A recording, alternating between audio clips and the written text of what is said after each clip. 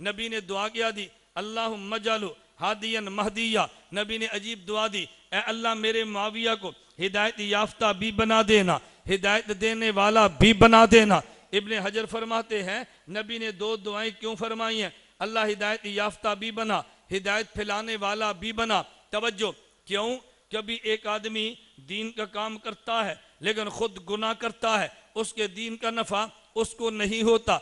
तकरीर की है, खिताबत का लोहा मनवाने के लिए लोगों को फैज़ मिल जाएगा, लेकिन ये बेचारा जहन्नम में जाएगा। एक आदमी ने 2 लाख मस्जिद को दिया है लेकिन रियाकारी के लिए दिया है, लोग नमाज पढ़ के जन्नत में जाएंगे, ये जहन्नम में चला जाएगा। एक बंदे ने जान दी है लेकिन रियाकारी के लिए, दीन का दिफा तो हो जाएगा लेकिन ये बंदा जहन्नम में चला जाएगा। कभी बंदा दूसरों की हिदायत का जरिया बनता है मगर खुद हिदायत याफ्ता नहीं होता, और बाज़ लोग खुद हिदायत याफ्ता होते हैं मगर उनका फैज़ फैला नहीं करता। मेरे पैगंबर ने फरमाया, ए अल्लाह मेरे मुआविया को हिदायत याफ्ता भी बना देना, फैज़ फैलाने वाला भी बना देना, इसकी इबादत कबूल करके इसे महदी भी बना देना, इसके फैज़ को दुनिया में फैला के अल्लाह हादी भी बना देना। अमीर मुआविया हिदायत याफ्ता भी थे, हिदायत को फैलाने वाले भी थे। मेरे पैगंबर ने दुआ मांगी है, मैं दुआ की हिकमतों पे बात करता हूँ। नबी ने दुआ क्या मांगी, अल्लाहुम्मा अल्लिमहुल किताबा, अल्लाह मेरे मुआविया को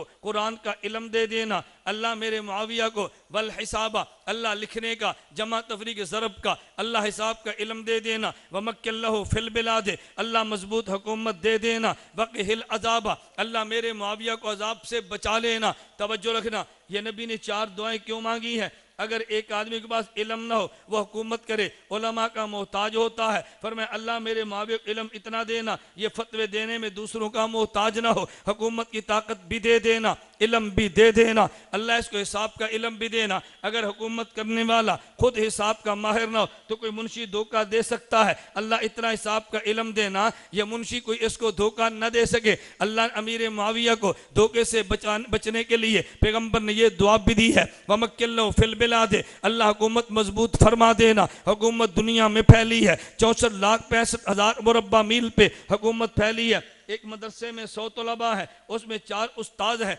अगले साल 200 तलबा हैं, उस्ताद 8 बने हैं, आइंदा साल 400 तलबा हैं, उस्ताद 16 बने हैं। मोहतमिम से को जी आपके मदरसे को शिकायत आई है, आपको ख्याल करना चाहिए, तो मोहतमिम कहता है यार इतने ज़्यादा तलबा हैं, इतनी बड़ी शाखें हैं, आप बताएं मैं भी तो इंसान हूँ, बंदे से कुछ ना कुछ कमी तो हो ही जाती है, यार कुछ ख्याल किया करो। तवज्जो रखना, अमीर मुआविया की हुकूमत ने वसी होना था। कल कोई बंदा कह सकता था और जी इतने बड़े हाकिम हैं लेकिन फलां चीज़ का ख्याल क्यों नहीं किया। हो सकता है कोई ऐसी चीज़ हो अमीर मुआविया के इल्म में ना हो और लोग उस पर एतराज़ कर डालें, या किसी बात को अमीर मुआविया रज़ियल्लाहु अन्हु ने अपने इज्तिहाद की वजह से ठीक समझा हो लेकिन दर हकीकत ठीक ना हो, तो मेरे पैगंबर ने फरमाया वक़हिल अज़ाबा, अल्लाह कभी इनसे इज्तिहादी खता भी हो जाए तो मेरे मुआविया को माफ़ कर देना, अल्लाह इल्म भी दे देना, हिसाब भी दे देना, हुकूमत मजबूत भी कर देना, कमी कुताही हो जाए तो माफ़ भी कर देना। अल्लाह के पैगंबर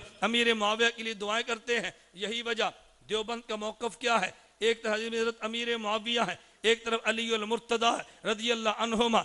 अली अल मुर्तज़ा भी जन्नती है, अमीर मुआविया भी जन्नती है, अली अल मुर्तज़ा भी सहाबी है, अमीर मुआविया भी सहाबी है। मेरे दलाइल पे ज़रा गौर करना, हज़रत अली भी जन्नती है, अमीर मुआविया भी जन्नती है, अली अल मुर्तज़ा भी सहाबी है, अमीर मुआविया भी सहाबी है, अली अल मुर्तज़ा भी रिश्तेदार है, अमीर मुआविया भी पैगंबर के रिश्तेदार है। हज़रत अली अल मुर्तज़ा को भी खिलाफत मिली है, अमीर मुआविया को भी खिलाफत मिली है, लेकिन एक दौर वो आया है कि दोनों आमने सामने खड़े हैं। जरा तवज्जो रखना, दोनों आमने सामने खड़े हैं। मुझे एक बंदा कहने लगा मौलवी साहब एक सवाल का जवाब तो दो। मैंने कहा बड़े शौक से पूछो। कहता जब दो बंदे लड़ पड़ते हैं, एक हक वाला होता है एक बातिल वाला होता है। मैंने कहा ना ना तो पूरी बात कर, जब कोई बंदा सवाल करे अधूरे सवाल पे कभी जवाब न दिया करो, पहले पूरा सवाल सुना करो फिर जवाब दिया करो। अधूरे सवाल पे जवाब दोगे तो बंदा फंस जाता है। मैंने कहा भी सवाल पूरा करो। मुझे वो कहने लगा जब दो बंदों में जंग होती है, एक हक वाला होता है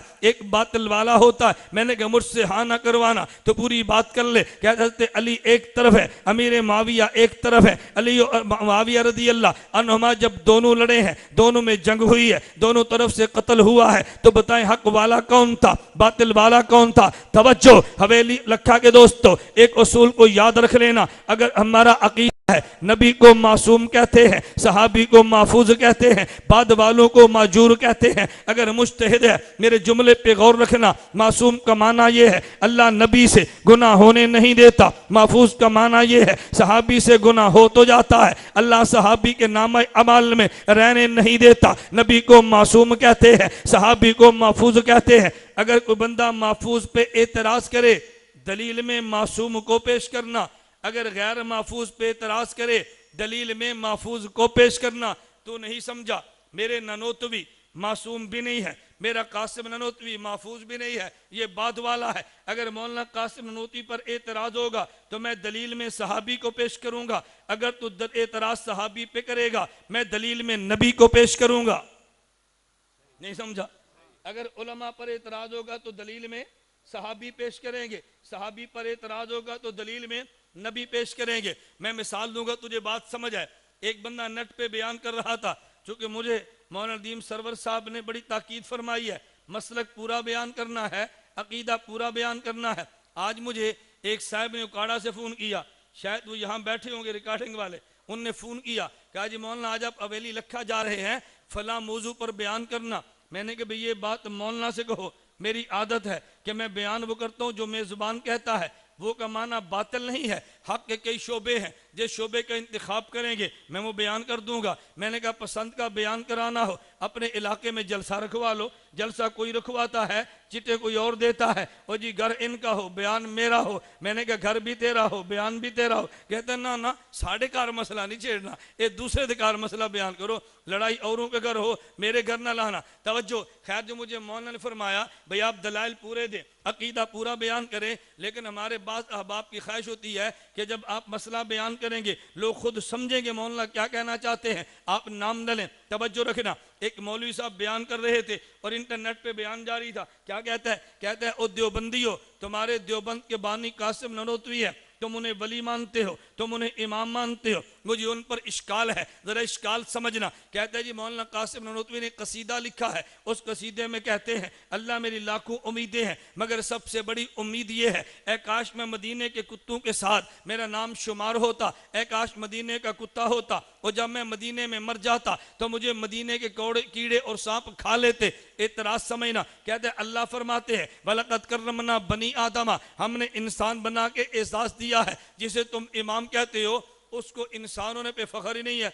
वो कहते हैं काश मैं कुत्ता होता, तुम कहते हो बहुत बड़ा आदमी है। मैंने कहा यही एतराज था? कहता यही एतराज है। मैंने कहा जब मेरे आलम पर एतराज होगा मैं दलील में सहाबी को पेश कर दूंगा। कहते हैं दलील क्या है? मैंने कहा तरीक़ुल खुलफ़ा में इमाम सयूती ने लिखा है, हवेली लखा के सुन्नी दलील पे गौर करना। मैं कहता तो हमारी वकालत पे भी गौर करना। मौलाना ननोतवी का दिफा मैंने कैसे किया? मैंने कहा तरीक़ुल खुलफ़ा में इमाम सयूती लिखते हैं एक दरख्त पे परिंदा बैठा था, सैयदना सिद्दीक़ अकबर ने उस दरख्त को देखा और परिंदे को देखा तो फरमाने लगे या तैरो तूबा लका, ए परिंदे तुझे मुबारक हो, अंत ताकुलु मिन शजरा, तू दरख्तों से खाता है, व तजिल्लु बिशजरा, दरख्त के साए में रहता है, व तसीरु इला गैरि हिसाबिन, तेरा क़यामत को हिसाब नहीं होगा। ए काश सिद्दीक तुझ जैसा परिंदा होता,